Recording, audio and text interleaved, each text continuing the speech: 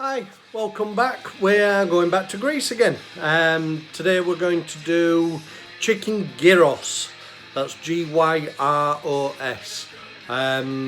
Some of you will have had this while on holiday, not realised. It's also a chicken kebab.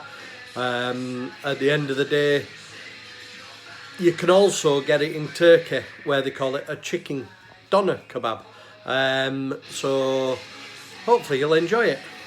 This is all just for the marinade, okay? So we're going to need yogurt, hot pepper sauce, powder, pepper. We've got cumin, coriander, both ground. We've got oregano.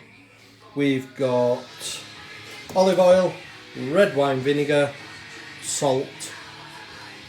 My great-grandma's rolling pin, my great-great-grandma's rolling pin, some cling film and something to mix everything up in, and then the chicken breasts as well. Alright, so first thing we're going to do is pop all the dry ingredients into the bowl. Just take the lid off. One other ingredient that I forgot to mention you need to add is 3 cloves of garlic as well. So we'll go for the dry ingredients first. So we're going to go cumin, coriander, pepper, salt and oregano. Alright then. So here we go. It's not a difficult recipe to do. It does give you some great flavours though. So in the bowl we're going to add a teaspoon of sugar, roughly, salt even, a teaspoon of coriander,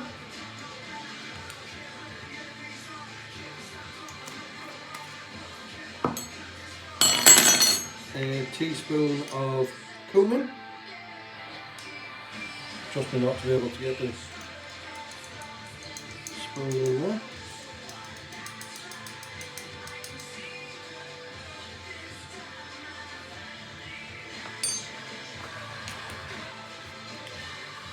And we want about a tablespoon of oregano.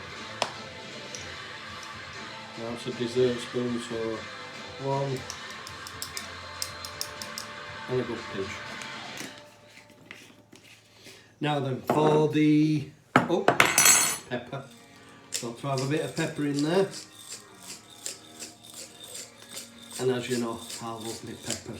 So the next one is tablespoon of red wine vinegar. As I say, this is a dessert spoon, so we're just going to go 1 and a touch. Olive oil,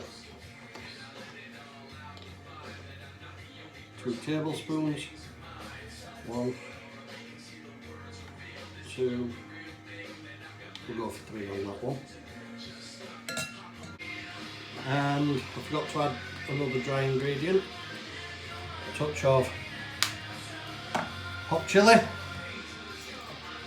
Now then, I've got natural yogurt here, but obviously if you can get it, use Greek yogurt, and I want about half of that too.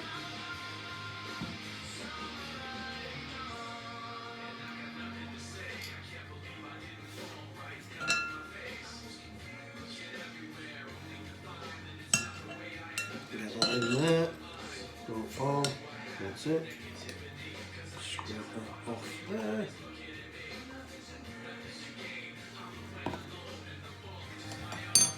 Give that a really good mix up. I'm going to crush the garlic in a moment and get that in there as well. I just want to get everything nicely mixed together. Okay, so what we're going to do now is I'm going to show you 2 different ways of doing the chicken. Alright, now traditionally you would use chicken thighs, but I don't have any, so I'm using chicken breasts.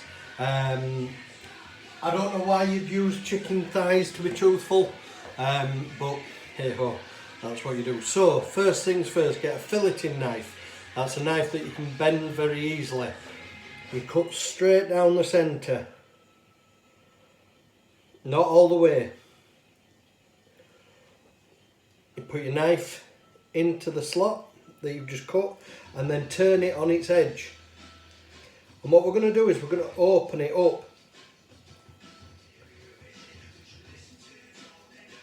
Alright, so as you can see there, I've butterflied it open. Same on the other side. Alright, the reason why we're butterflying it open is because that chicken breast is actually quite thick and we need everything to almost cook together at the same time. Alright, so, well, not almost, we actually do. So all I've done now is I'm going to cut straight down the centre, just like that, and as you can see, roughly the same size, same thickness. Alright, now the other way of doing it is getting your chicken breast, and this is where kids can get involved. Alright, instead of using a knife, cling film.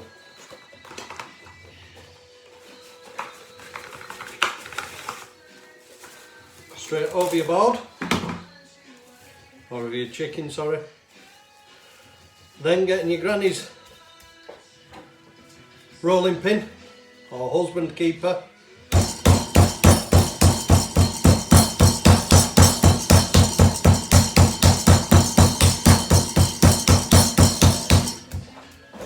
Again, trying to get it all the same width.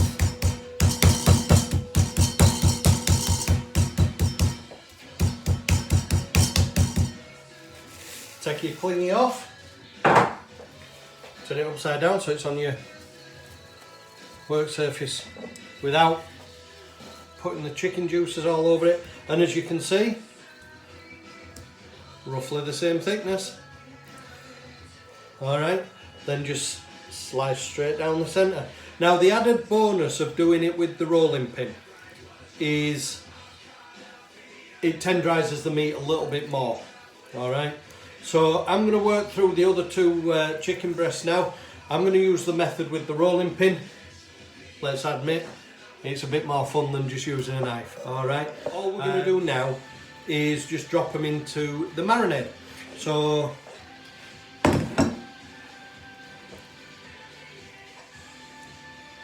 in they go. Just make sure you stir it around on each one so it's all covered. This then needs to marinate, ideally overnight, but certainly for 3 or 4 hours, certainly. Just so that it gets all the meat nicely flavoured. As I say, as long as it's marinated for 2, 3, 4 hours ideally. So you could make this in the evening while everyone else is watching whatever they want watching. Britain's Got Talent or Britain Hasn't Got Talent or whatever. You know, and just pop it in the fridge overnight. Now, as I say, as long as you mix it up nice and get all those flavours on there. So I'm going to leave that to marinate now and come back to that in, like I say, probably about 4 hours or so. Alright, so thank you very much. We'll come back later. So we're back. I've basically going to make the make up the kebab now. So I've got my oven on at 200 degrees and I've got myself a red onion. Just topped and tailed it and skinned it, and I'm just going to chop it straight through the meridian, straight through the centre. Just like that. As Tommy Cooper used to say. Right, I've got some wooden bamboo skewers. I've been soaking those since this morning so they don't burn in the oven. I would use metal ones, but unfortunately I haven't got any flat-ended ones. So, turning the onion upside down. Need to force your skewer through at a slight angle. So that's the first one.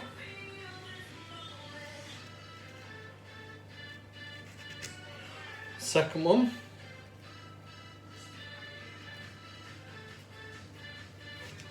And third one.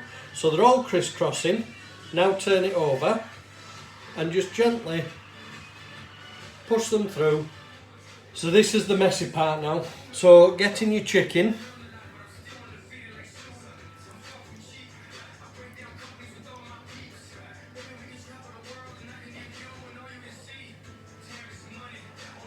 Just skewer.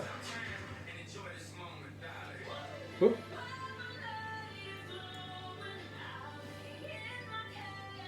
Drop it right down to the onion. There we are.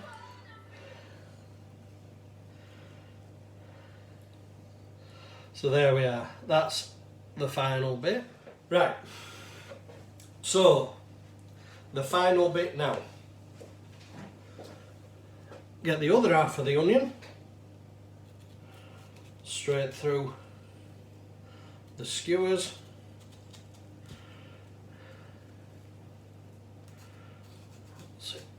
That's it. Push that down just to lock the skewers and the meat into place, and you can give that, like I say, a good push. Washing my hand again. Now then, if you want, just get your scissors, snip through that.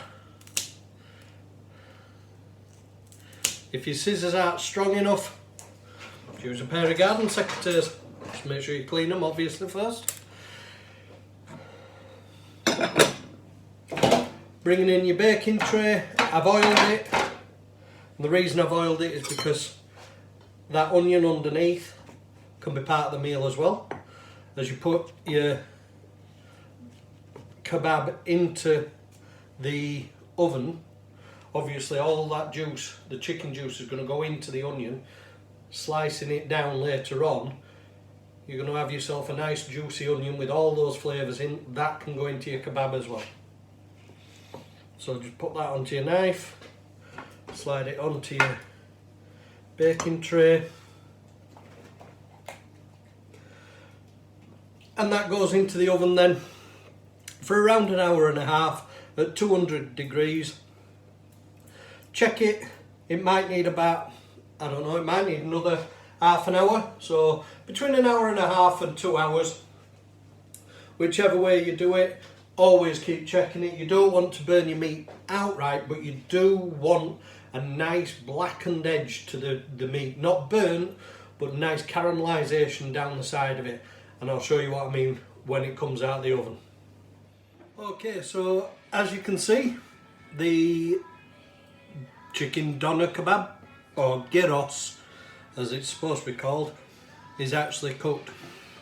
As you can tell, I've done a little bit of extra kebab skewers on there as well, just to keep it upright in the oven, because it did start to, the onion started collapsing underneath. So, and as you can see, all the way around there, lovely pieces of chicken. The juices are running nice and clear. So what I'm going to do now is just very quickly show you nice thin slices. It's carving absolutely beautifully. Now, the other thing that I really wanted to let you all know is that same mix, so that same yogurt mix, works absolutely fantastically well with lamb. Or another traditional Greek way is with pork. So try it. Try it with chicken, try it with lamb, try it with pork. It works, and honestly, it is still moist. Honestly, try it, you'll love it. Alright.